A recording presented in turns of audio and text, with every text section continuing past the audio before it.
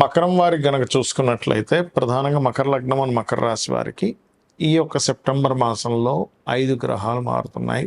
చంద్రుడు ప్రతి 2.5 రోజులకు మారుతున్నప్పటికీ మిగతా గ్రహాలైనటువంటి రవి అష్టమంలో ప్రస్తుతం ఉన్నటువంటి రవి భాగ్యభావంలోకి మారుతాడు 17వ తేదీ నుంచి. అష్టమంలో ఉండే బుధుడు కూడా 7వ తేదీ నుంచి భాగ్యంలోకి మారుతున్నాడు. అదేవిధంగా కేతు అష్టమంలోని, సప్తమంలో మౌఢ్యమిపోయినటువంటి గురువు ఉచ్చస్థానంలో ఉండే గురువు, 6లో ఉండే కుజుడు 19వ తేదీకి 7వ స్థానంలోకి మారడము, 2లో రాహు, 3లో వక్రించిన శని, శుక్రుడు దశమంలోకి వస్తున్నాడు. పర్టికులర్గా ఇంతకాలం మీకు భాగ్యంలో నీచలో ఉండేటువంటి శుక్రుడు దశమంలోకి వస్తున్నాడు. ఇక ఈ యొక్క గ్రహస్థితిని అనుసరించి మీకు ఎలా ఉండబోతుంది డేట్స్ వైజ్గా, ఏ డేట్స్లో ఎటువంటి జాగ్రత్తలు తీసుకోవాలనేటువంటి అంశాలు చెప్తుంది నేనైనప్పటికీ చెప్పిస్తుంది సాక్షాత్ లలిత అమ్మవారిగా భావిస్తూ, ఆ లలితాంబిక అమ్మవారి యొక్క అనుగ్రహం మీకు పరిపూర్ణంగా కలగాలని మనస్ఫూర్తిగా కోరుకుంటూ, ఇక్కడ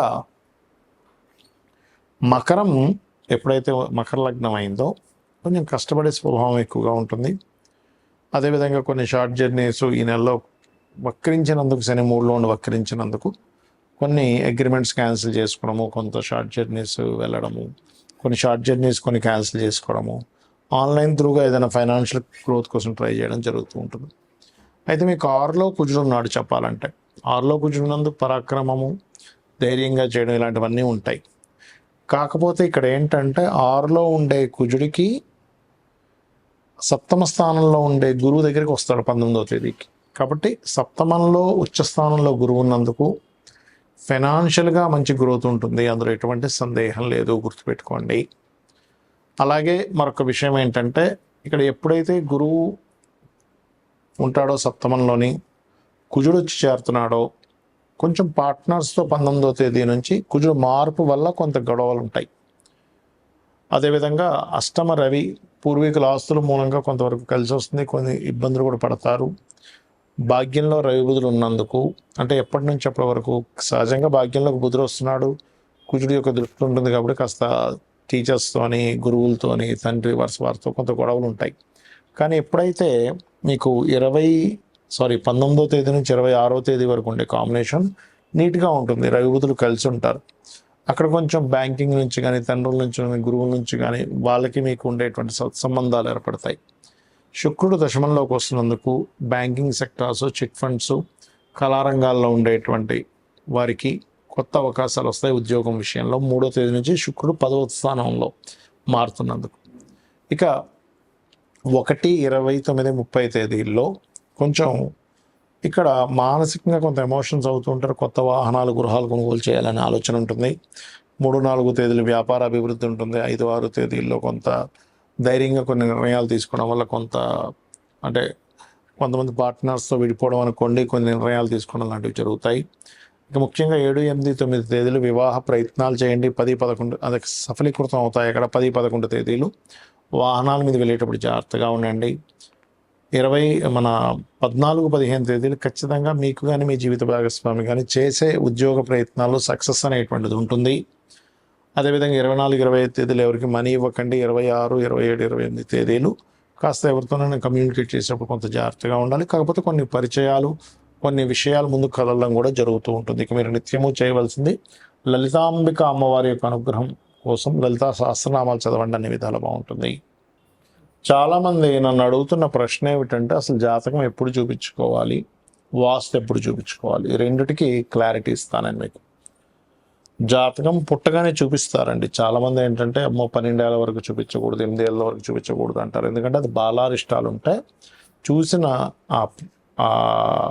ఆస్ట్రాలజర్ ఎవరైతే ఉంటారో దైవజ్ఞుడు, అతనికి ఆ దోషం అంటుకుంటుందనే భయంతో చూడరు. కానీ ఉపాసన చేస్తూ ఉన్నట్లయితే భారం మొత్తం అమ్మవారి మీద వేసి అమ్మవారు చూపిస్తుంది, అమ్మవారు పలికిస్తుంది అన్నప్పుడు ఇబ్బంది ఏమీ ఉండదు, గుర్తుపెట్టుకోండి. ఉపాసన చేయాలి, అనుష్ఠానం చేయాలి. రోజు కనీసం 2-3 గంటల సేపు జపంలో కూర్చోవాలి. గాయత్రి కానీ, మీ ఇష్టదేవత కానీ చేసుకుంటే ఇబ్బంది ఉండదు. ఇక రెండవ విషయం ఏంటంటే అసలు చిన్నప్పుడు చూస్తేనేగా ఏ దోషం ఉంది ఏంటని చేసేది, రైట్. ఇక జనరల్గా చిన్నప్పుడు పక్కకు పెట్టేస్తే అసలు ఎప్పుడెప్పుడు చూసుకోవాలి జాతకాన్ని. మీకు మహాదశ మారుతూ ఉంటుంది, గుర్తుపెట్టుకోండి. అంటే మనకి పుట్టినప్పటి నుంచి ఉదాహరణకు అశ్విని నక్షత్రంలో పుట్టాం, కేతు మహాదశ 7 ఏళ్ళు ఉంది. 7 ఏళ్ల తర్వాత శుక్ర మహాదశకు 20 ఏళ్ళు ఉంటుంది. అలా మహాదశ మారేటప్పుడు ఖచ్చితంగా చూపించుకోవాలి. ఎందుకంటే ఒక దశ మారేటప్పుడు లేదా అంతర్దశలు మారేటప్పుడు కూడా చూపించుకోవడం మంచిది.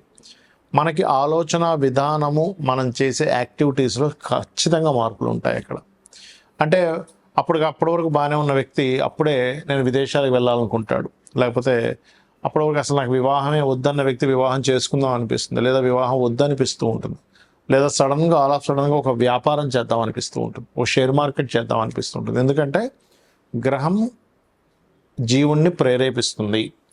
గ్రహం యొక్క ప్రేరేపణ వలన ఆ జీవుడికి, అది స్త్రీ కావచ్చు పురుషుడు కావచ్చు, వారికి ఆలోచన వస్తుంది. ఆ ఆలోచన మీకు పాజిటివ్ వైపు వెళ్ళే ఆలోచన, నెగిటివ్ వైపు వెళ్ళే ఆలోచన. ఎందుకంటే ఒక వ్యక్తి ఇంటి నుంచి వెళ్ళిపోయిన సినిమా ఫీల్డ్లోకి వెళ్ళిపోవాలని హైదరాబాద్కు మెడ్రాస్కు వెళ్ళిపోయి సూపర్ స్టార్ అయిన వ్యక్తి ఉన్నాడు. ఎందుకు పనికి రాకుండా వ్యసనాల బారిన పడ్డ వాళ్ళు ఉన్నారు. కాబట్టి ఇక్కడ పర్టికులర్గా ఏంటంటే ఈ విషయంలో ఎప్పుడైనా గుర్తుపెట్టుకోండి, గ్రహం మారినందుకు ఎటువంటి రిజల్ట్స్ ఇస్తుంది అనే దాన్ని బట్టి మహాదశ అంతర్దశ మారినప్పుడు ఒకటి చూపించుకోవాలి. తరచూ యాక్సిడెంట్స్ అవుతున్నాయి, లాసెస్ అవుతున్నాయి, అనారోగ్యం అవుతుంది, లేకపోతే ఎప్పుడు గొడవలు అవుతున్నాయి, ఈ సందర్భాల్లో కూడా మీరు చూపించుకోవచ్చు. లేదా ఉద్యోగం మాటిమాటికి పోతుంది అంటే సిచ్యువేషన్స్, మీ లైఫ్లో సిచ్యువేషన్స్ డిఫరెంట్గా అవుతున్నాయి, దశ మారినట్టు మీకు తెలియదు, అప్పుడు కూడా చూపించుకోవాలి. అదేవిధంగా ఇల్లు మారేటువంటి విషయాల్లో గృహం మారుతున్నాము, గృహం మారేటప్పుడు కూడా మంచి గృహంలోకి వెళ్ళడం చాలా ముఖ్యం. ఎందుకంటే వాస్తు జాతకం ఎలా పనిచేస్తుంది, వాస్తు కూడా అంతే బ్రహ్మాండంగా పనిచేస్తుంది, గుర్తుపెట్టుకోండి.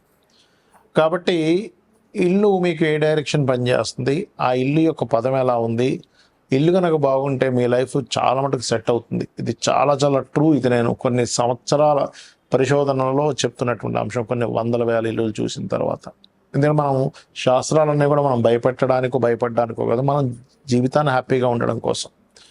ఇక రెండో విషయం ఏంటంటే, ఇక్కడ సొంతిల్లు కట్టుకునేటప్పుడు కట్టుకున్న సమయం నుంచే చక్కటి ప్లానింగ్, అంటే వాస్తుపరంగా పరిపూర్ణంగా ఉండే ప్లానింగు, అందులో పర్ఫెక్ట్గా డోర్ పదం ఎక్కడ పెట్టాలి, ఎక్కడ వాష్రూమ్స్ ఉండాలి, ఎక్కడ ఎటువంటి యాక్టివిటీస్ చేయాలి, ఇంట్లో ఎటువంటి రంగులు వేసుకోవాలి, అన్నీ కూడా వస్తాయి వాస్తు ప్లానింగ్లో.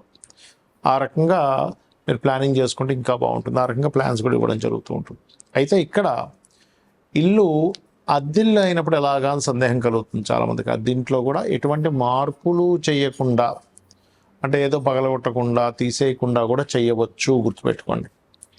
అద్దె ఇంట్లో కూడా అంటే వాస్తు అంటే ఎంతసేపు దీన్ని మొత్తం కూల్చేయాలంటే మనం అద్దెంట్లో ఎక్కడ కుదురుతుంది అనుకుంటూ ఉంటారు. కానీ అద్దెంట్లో కూడా రంగుల ద్వారానో, వస్తువులు పెట్టుకునే అమరికలో తేడా ఉండడం వల్ల చిన్న ఇప్పుడు బ్లాకర్స్ అంటూ ఉంటారు, లేకపోతే చిన్న మెటల్స్తో కొన్ని రెమెడీస్ చేస్తాం వాష్రూమ్ ఉండకూడని ప్రదేశంలో ఉన్నప్పుడు.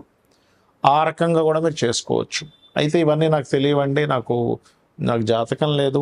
సరే, వాస్తు అంటే మనం వాస్తు చూస్తాం, జాతకం లేదు, అప్పుడు ఏం చేయాలి? నిత్యము దీపారాధన అలవాటు చేసుకోండి, ఉదయం సాయంత్రం. నిత్యము మీ ఇంటి దగ్గర లేదని ఆలయం ఉన్నట్లయితే వెళ్ళండి. మీకు జాతకంలో ఎటువంటి మహాదశ నడుస్తున్నా, ఎటువంటి అంతర్దశ నడుస్తున్నా ఖచ్చితంగా బాగుంటుంది. హ్యాపీగా అయితే ఉంటారు. కోట్లు సంపాదించకపోయినా ప్రశాంతంగా ఉంటారు, ఆనందంగా ఉంటారు. ఎందుకంటే ఎన్ని కోట్లు సంపాదించినా కూడా ఆనందం లేకపోతే వేస్ట్. కాంతారా మూవీ చూశారుగా, కాంతారా మూవీలో ఏంటి, ఆనందం కోసం రాజు బయలుదేరుతాడు. ఒక రాయిని చూసినప్పుడు ఆనందం కలుగుతుంది. అలా ఏంటంటే మీకు నిత్యము లలిత చదువుకోవడం, వినడం. జాతకం తెలియదండి, నాకేం చేయాలో అర్థం కావట్లేదు, అమ్మవారే మనకు దారిని చూపిస్తుంది. నువ్వు వెళ్ళే తప్పు, ఈ రూట్లో వెళ్ళకు, ఇబ్బంది వస్తుంది, షేర్ మార్కెట్లోకి వెళ్ళకు, లేకపోతే షేర్ మార్కెట్లోకి వెళ్ళు, బాగుండేది ఉంటుంది, పాడైపోయి ఉంటాయి వాళ్ళ జాతకాలను బట్టి. నీచభంగ రాజయోగాలు ఉన్నాయి, అద్భుతంగా కలిసి వస్తున్నాయి. విపరీత రాజయోగాలు ఉన్నాయి, అద్భుతంగా కలిసి వస్తున్నాయి. పంచమహాపురుష యోగాలు ఉన్నాయి, కొంతవరకు సపోర్ట్ చేస్తుంది జాతకాన్ని. ఆ రకంగా జన్మజాతకంలో అసలు ఏ దోషం ఉంది, ఏ యోగం ఉంది, ఎప్పుడు ఏది